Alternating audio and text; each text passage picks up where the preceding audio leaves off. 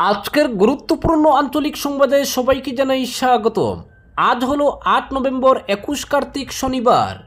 আজকের সন্ধ্যার বরাক উপত্যকা তথা আসাম এবং দেশের গুরুত্বপূর্ণ বিশেষ বিশেষ খবরগুলি হলো: করিমগঞ্জ কংগ্রেসে টিকিট বাণিজ্যের দালালদের বিরুদ্ধে অ্যাকশন মুডে গৌরব গগৈ, শুদ্ধিকরণের পথে কংগ্রেস, প্রদেশ নেতৃত্বের নিশানায় টিকিট সিন্ডিকেট ও বিজেপি এজেন্টরা, জেলা কংগ্রেসে বিজেপির গুপ্তচর ঢুকিয়ে বিভাজন সৃষ্টির অভিযোগ, কাছাড়ের এক মুন্নাবাই এমবিবিএসকে ঘিরে চাঞ্চল্য, প্রদেশ নেতৃত্বের কড়া বার্তা, শীঘ্রই দল থেকে বহিষ্কার হবে টিকিট দালাল ও অনুপ্রবেশকারীরা। অরুণোদয় মেলার টিকিট ৫০০ টাকায়, দোলাইয়ে শাসক শিবিরে ক্ষোভের আগুন, বিজেপি বুথ প্রেসিডেন্টের বিরুদ্ধে দুর্নীতির অভিযোগ, ন্যায় বিচার চাইলেন গরিবরা। ভুবন তীর্থের হনুমান মন্দিরের পাশে যাত্রী অপেক্ষাগারের কাজের সূচনা বিধায়কের। প্রেমে প্রতারিত হয়ে আত্মহত্যার চেষ্টা, মেডিকেলে চিকিৎসাধীন প্রেমিকা। কালীনগর সিনিয়র বেসিক স্কুলের বিরুদ্ধে দুর্নীতির অভিযোগ ভিত্তিহীন বললেন প্রধান শিক্ষক। বিজেপি কমিশন বুট চুরির যোগসাজশ, ফের সরব রাহুল গান্ধী। এবং সর্বশেষ খবরটি হলো, আমি শতভাগ অনুসূচিত জাতিভুক্ত, সব অভিযোগই ভিত্তিহীন বললেন মুন স্বর্ণকার। এবারে শুনুন বিস্তারিত খবর। রাজ্যের কংগ্রেস রাজনীতিতে ফের তীব্র আলোড়ন, দলকে পুনরুজ্জীবিত করতে এখন কার্যত অ্যাকশন মুডে প্রদেশ কংগ্রেস সভাপতি গৌরব গগৈ। যারা বিগত দিনে কংগ্রেসকে ব্যবসায়িক প্রতিষ্ঠান বানিয়ে ফেলেছিলেন, সেই সব টিকিট দালাল ও দুর্নীতিগ্রস্ত নেতাদের বিরুদ্ধে এবার রুখে দাঁড়িয়েছেন তিনি।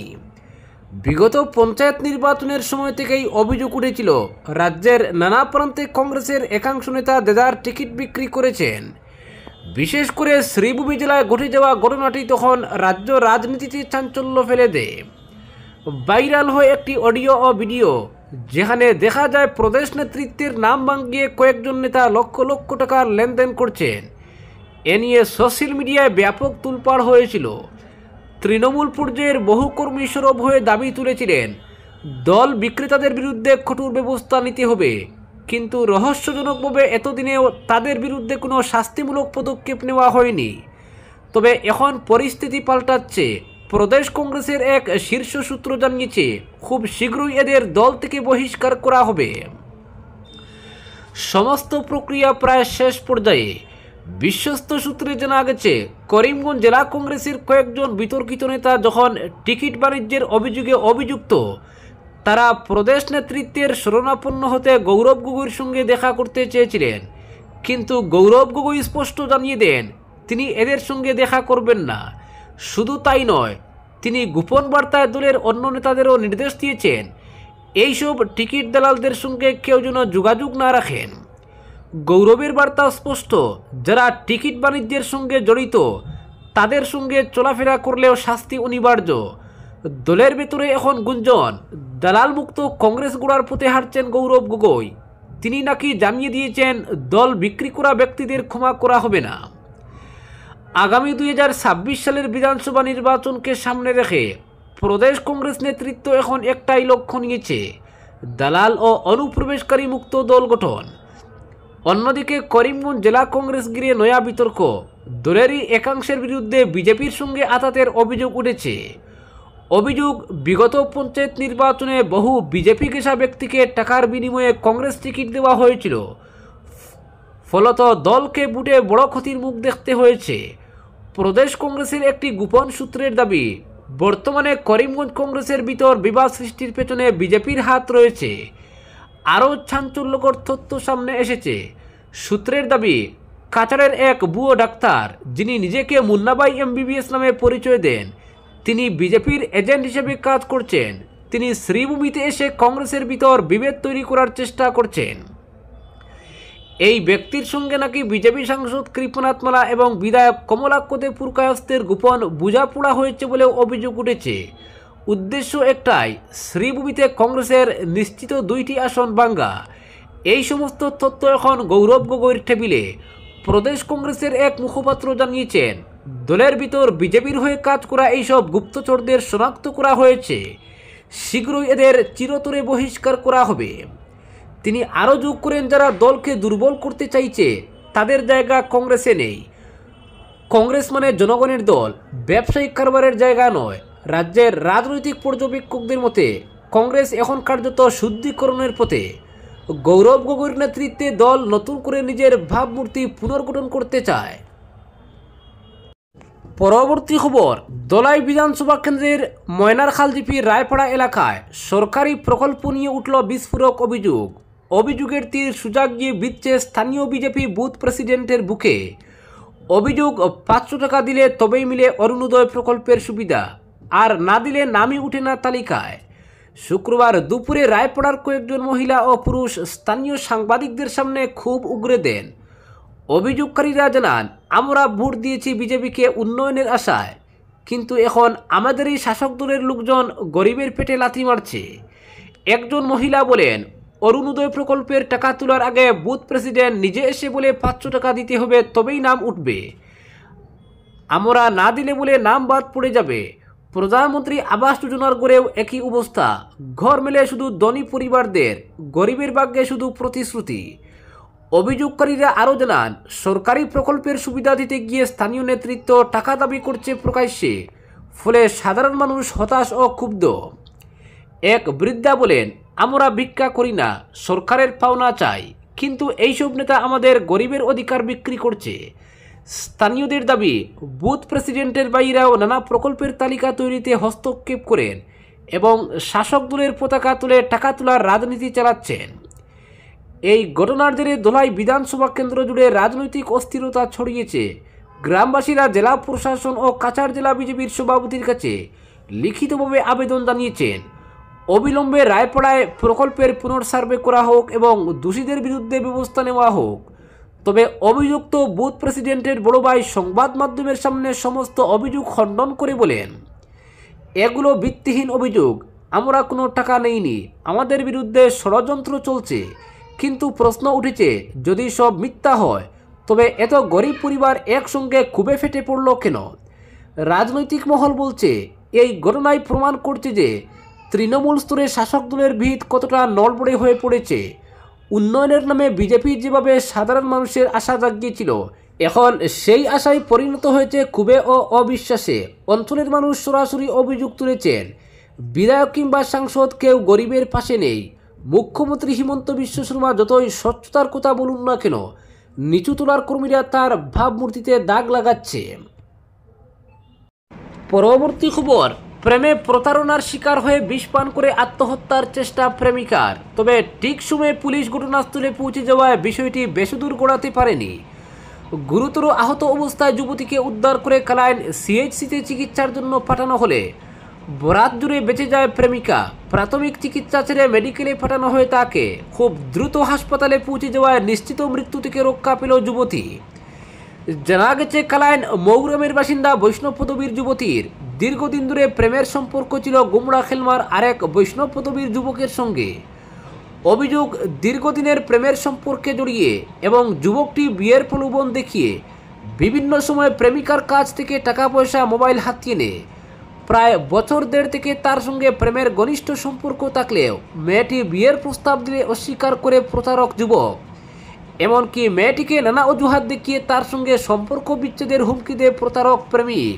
বিষয়টি যুবতীটির পরিবার থেকে প্রেমিকের বাড়ির লোকজনদের জানিয়েও কোনো লাভ হয়নি।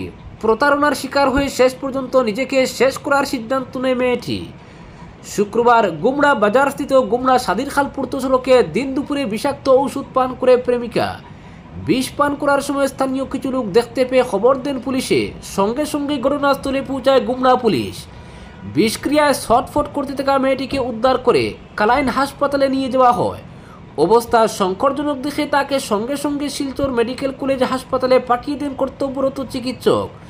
বর্তমানে সেখানে সে চিকিৎসাধীন।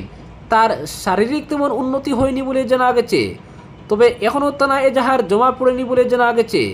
মেয়ের মা বাবা সংবাদ মাধ্যমের কাছে ছেলেটি মেয়েটির সঙ্গে প্রতারণা করছে বলে জানিয়েছেন। পরবর্তী খবর, কালীনগর সিনিয়র বেসিক স্কুলের বিরুদ্ধে উত্থাপিত অভিযোগ সম্পূর্ণ ভিত্তিহীন বলে উড়িয়ে দিলেন স্কুলের প্রধান শিক্ষক সহ অন্যান্য শিক্ষকরা। স্কুলের বিরুদ্ধে প্রকাশিত সংবাদটি সম্পূর্ণ মনগড়াভাবে পরিবেশন করা হয়েছে বলে জানান তারা। বলেন, স্কুলের বিরুদ্ধে কোনো অভিযোগ তুলেননি অভিভাবক মহল। সম্পূর্ণ নিয়ম মাফিক বা স্কুল পরিচালনা কমিটি, স্থানীয় সচেতন নাগরিক ও শিক্ষাবিদদের পরামর্শ নিয়েই বিদ্যালয়ের জরাজীর্ণ একটি কক্ষকে ভেঙে রান্নাঘর নির্মাণের কাজ শুরু হয়েছে। এখানে কোনো দ্বিমত নেই। সবারই সহযোগিতা ও পরামর্শ ও বিভাগীয় বিইও আধিকারিকের জ্ঞাতার্থে রান্নাঘর নির্মাণের কাজ শুরু হয়েছে। স্কুলের রান্নাঘর নির্মাণ সম্পর্কিত ভুয়ো সংবাদ প্রকাশিত হওয়ায় স্কুল কর্তৃপক্ষ মর্মাহত হয়েছে। প্রধান শিক্ষক বিকাশ রঞ্জন দে ও সিনিয়র শিক্ষক শাহিদ আহমেদ চৌধুরী সাংবাদিকদের জানান, জনৈক অভিভাবক স্কুলের দুর্নীতির মিথ্যা অভিযোগ তুলে স্কুলের কুৎসা রটানোয় চরমভাবে তারা দুঃখিত।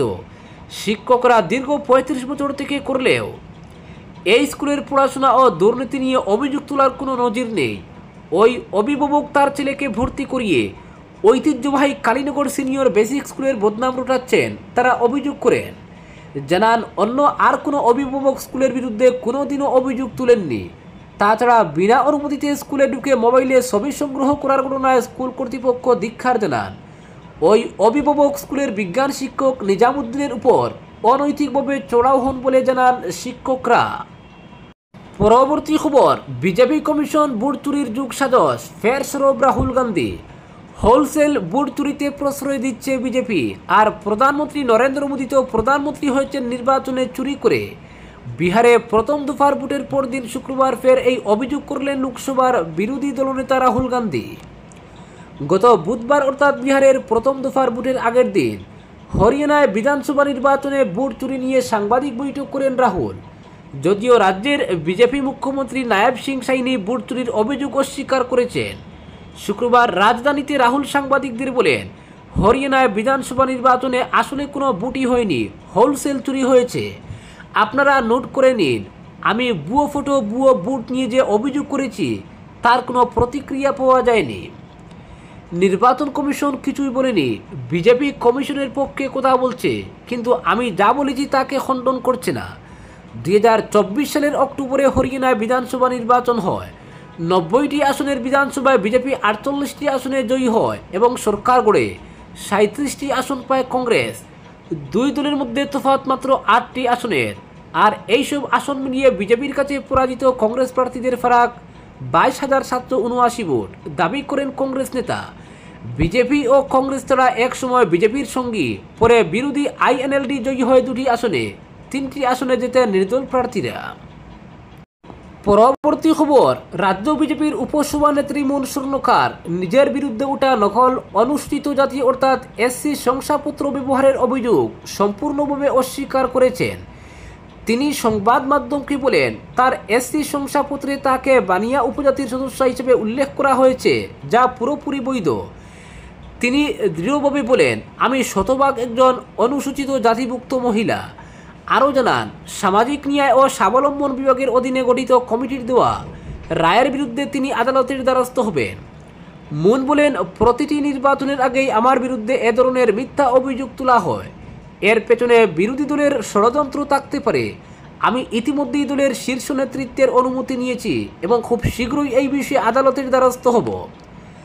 মুন জানিয়েছেন, করিমগঞ্জ জেলার তৎকালীন বিধাননগর গ্রামে তার জন্ম। আসামেই তার পড়াশোনা সম্পন্ন হয়েছে এবং আসাম সরকার থেকেই তিনি নাগরিকত্ব সংক্রান্ত সব প্রমাণপত্র পেয়েছেন। তিনি বলেন, আসামের স্বর্ণকার ও বানিয়া উপাধিকারী বহু মানুষকেই অনুসূচিত জাতিভুক্ত হিসেবে স্বীকৃতি দেওয়া হয়েছে। অন্য রাজ্যে এরা নিয়ম ভিন্ন হতে পারে, কিন্তু আসামে বানিয়া উপজাতি সরকারিভাবে অনুসূচিত জাতি হিসেবে স্বীকৃত। সে অনুসারে করিমগঞ্জের জেলা শাসক কর্তৃক আমার নামে যে জাতির প্রমাণপত্র ইস্যু হয়েছে তা শতভাগ বৈধ এবং আইনসম্মত, যোগ করেন মুন স্বর্ণকার।